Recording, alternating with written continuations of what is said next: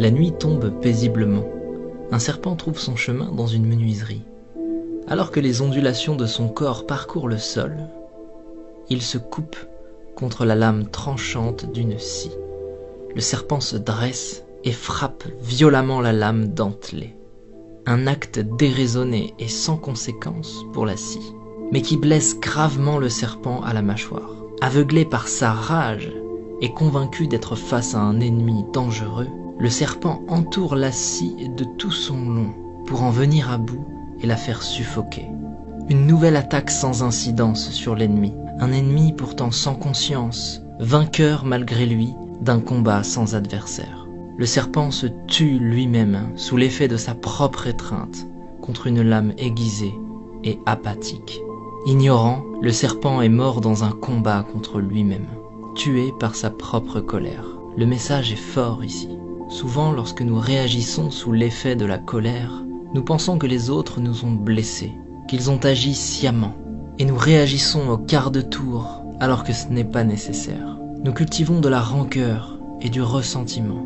Parfois même, nous espérons la souffrance d'une autre personne. Mais en faisant cela, nous ne faisons que nous couper avec la lame de notre propre rage. Et cette énergie malsaine que nous déversons autour de nous n'atteint personne d'autre que nous-mêmes.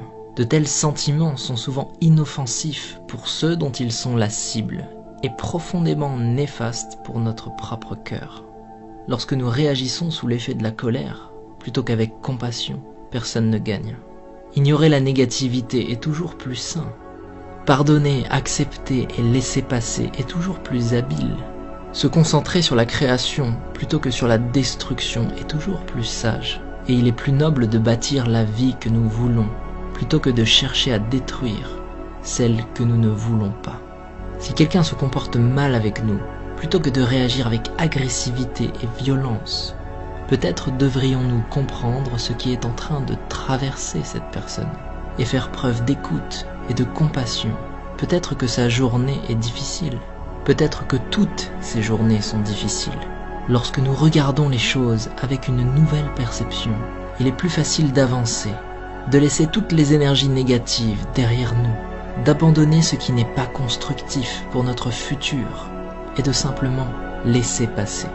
Nous devrions avancer avant que la colère nous consume et nous détruise comme le serpent.